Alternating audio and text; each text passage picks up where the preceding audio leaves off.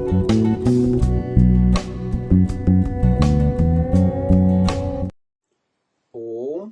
नमस्ते जी। 54वीं श्रव्य कणिका वैदिक संपत्ति, लेखक पंडित रघुनंदन लालजी शर्मा। पुस्तक का संपादन किया है स्वामी जगदीश्वरानंद जी सरस्वती द्वारा। पुस्तक प्रकाशित है आध्यात्मिक शोध संस्थान नई दिल्ली द्वारा। हम प्रथम खंड में आपको स्वाध्याय करा रहे हैं। प्रसंग है सरस्वती नदी और समुद्र। सरस्वती नदी और समुद्र के विवेचन द्वारा अब बाबू अविनाश चंद्र दास के उन प्रमाणों की जांच करते हैं जिनसे उन्होंने वेदों की आयु और सप्त सिंधु प्रदेश का अनुमान किया है। ऋग्वेद 7:95-2 के एकाचे तत् सरस्वती नदी नाम शुचिर यति गिरिभ्य आ समुद्रात, अर्थात नदियों में एक पवित्र सरस्वती नदी है जो पहाड़ से निकलकर समुद्र तक बहती है। इस मंत्र से बाबू साहब यह बतलाना चाहते हैं कि यह मंत्र उस समय बना जब सरस्वती नदी हिमालय से निकलकर राजपुताने यानी मरु मैदान में भरे हुए समुद्र में गिरती थी।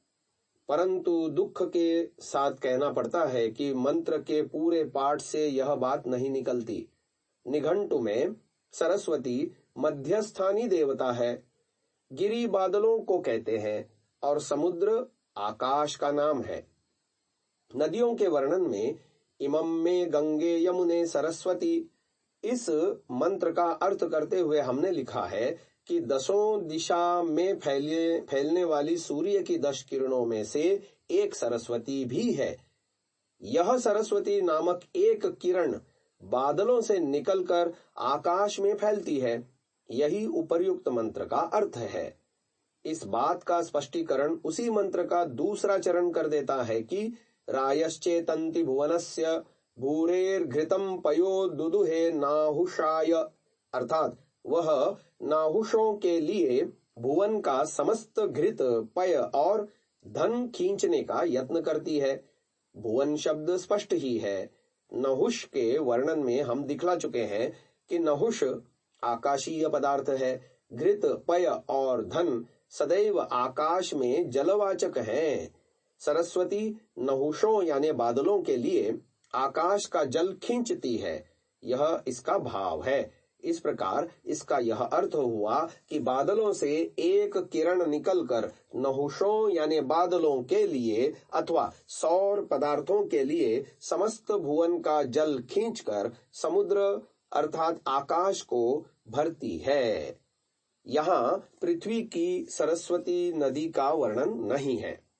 आप ऋग्वेद का दूसरा प्रमाण यह देते हैं कि वातस्याश्वो वायोः सखाथो देवेशितो मुनिः उभौ समुद्रावाक्षेति यस्य पूर्व उतापरः, ऋग्वेद 10:136-5।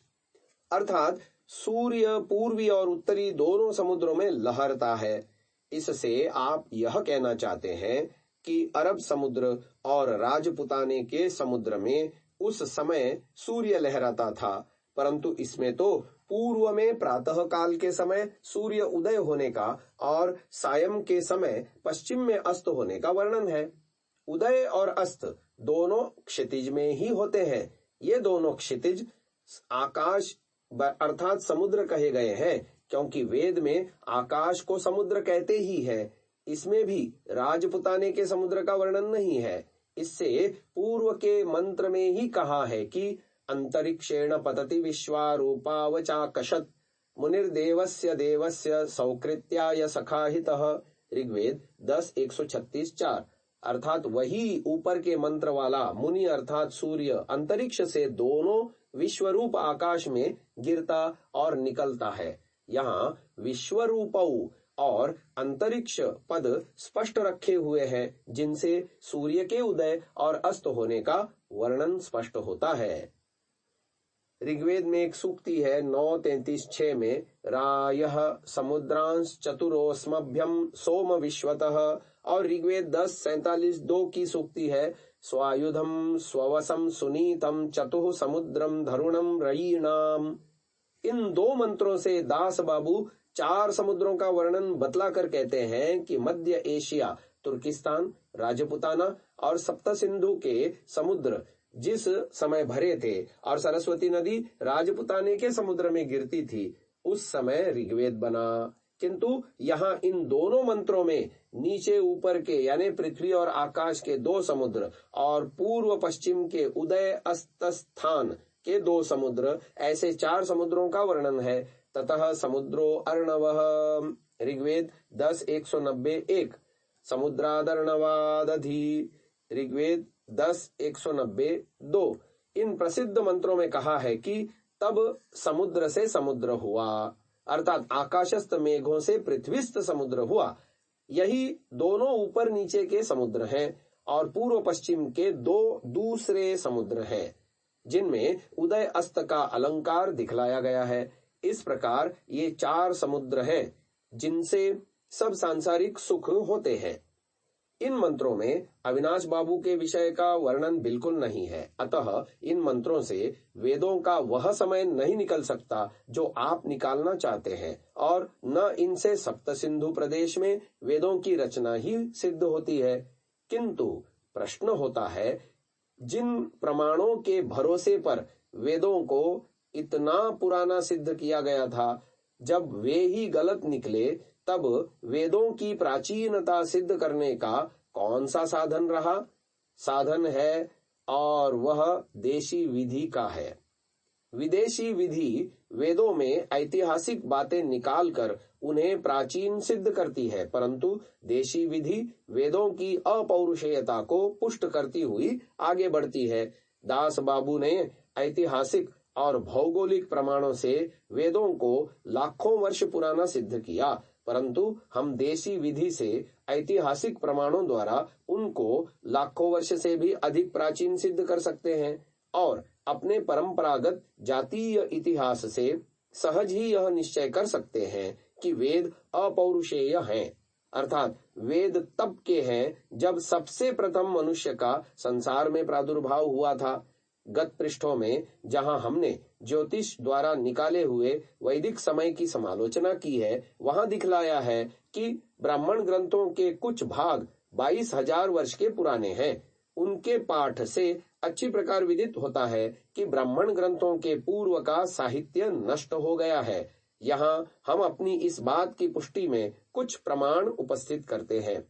छांदोग्योपनिषद में लिखा है कि स होवाच ऋग्वेदम भगवोध्येमि, यजुर्वेदम सामवेदमाथर्वणम, चतुर्थमितिहास पुराणम, पंचमम वेदानाम वेदम पित्र्यम, राशिम दैवम निधिम, वाको वाक्यमेकायनम, देव विद्याम ब्रह्म विद्याम भूत विद्याम क्षत्र विद्याम नक्षत्र विद्यां सर्प देव जन विद्यामेतद भगवोध्येमि। अर्थात इतनी विद्याएं मैंने पढ़ी हैं। इससे ज्ञात होता है कि इन विद्याओं का साहित्य उस समय था, परंतु आज उसका कहीं पता नहीं है। गोपथ ब्राह्मण पूर्व भाग प्रथम प्रपाठक गोपथ 1:24 में ओंकार के लिए पूछा गया है कि किम वै व्याकरणम, शिक्षका किमुच्चारयन्ति, किम छंदः, किम ज्योतिषम, किम निरुक्तम। यहाँ एक प्राचीन निरुक्त का भी पता मिलता है। इसी प्रकार शिक्षा, व्याकरण, छंद और ज्योतिष के साहित्य का भी पता मिलता है। यह यास्क का निरुक्त नहीं है, क्योंकि यास्क ने तो अपने निरुक्त में वर्तमान ब्राह्मणों के अनेक वाक्य उद्धृत किए हैं और लिखा है कि इति ब्राह्मणः। छंदोग्य ब्राह्मण में लिखा हुआ है कि यद्वै किंचन मनुरवदत् तद्भेषजस्य भेषजतायाः, अर्थात मनु ने जो थोड़ा सा कहा है वह दवा की भी दवा है। इससे ज्ञात होता है कि मनुस्मृति जिसके आधार पर बनी है वह मनुरचित कोई बहुत प्राचीन पुस्तक थी। उपनिषदों में अनेक श्लोक दूसरे ग्रंथों से उद्धृत किए गए हैं, परंतु वे ग्रंथ इस समय कहीं नहीं मिलते। इस विषय में लंबी पाद टिप्पणी है। इसी प्रकार किन्हीं अति प्राचीन सूत्र, कल्प, ब्राह्मण, व्याकरण, मीमांसा आदि का पता भी ब्राह्मण ग्रंथों में मिलता है। तो इस विषय में पाद टिप्पणी दे रहे हैं कि जो ग्रंथ जिन ग्रंथों का उपनिषदों में वर्णन है वो ग्रंथ नहीं मिलते, इस विषय में प्रश्नोपनिषद एक साथ में तदे तद्रिचाभ्युक्तम लिखकर 8वीं ऋचा लिखी गई है और 3:11 के से आगे का 12वां, 4:14 से आगे का छठा और 6:5 से आगे का भी छठा श्लोक लिखा है। छांदोग्य उपनिषद 3:11:1 के आगे दूसरा और 3:7:6 के आगे के एतद वै ऋचो भवतः 2 श्लोक है। तैत्तिरीय 2 में तदेशाभ्युक्ता कहकर आगे का श्लोक और 2:5 में एष श्लोको भवति लिखकर आगे का श्लोक लिखा गया है। इसी तरह 3:7 से आगे का 8वां, 4:9 से आगे का 10वां और 5:11 से आगे का छठा श्लोक लिखा है। बृहदारण्यक में 1:5:23 से आगे का और 4:4:7 से आगे का श्लोक भी प्राचीन है। इनके अतिरिक्त शतपथ ब्राह्मण में भी नीचे लिखे पुराने श्लोक आए हैं। तदेश श्लोक कांड 10 अध्याय 5 ब्राह्मण 12 कंडिका 16, ऐसे ही 4:4:3:1, ऐसे ही अथैश श्लोको भवित 14:4:3:34 तदप्येते श्लोकाः 11:3:1:5। इस चर्चा के साथ आज की बात को यहीं विराम देते हैं। आगे गोपद ब्राह्मण के भी प्रमाणों को हम देखेंगे कल की श्रव्यकणिका में।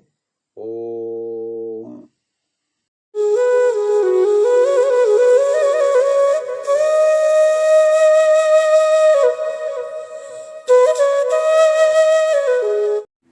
डाउनलोड सांसा ऐप, आरवीरदल ऐप, विजिट sansa.org, rvirdal.in।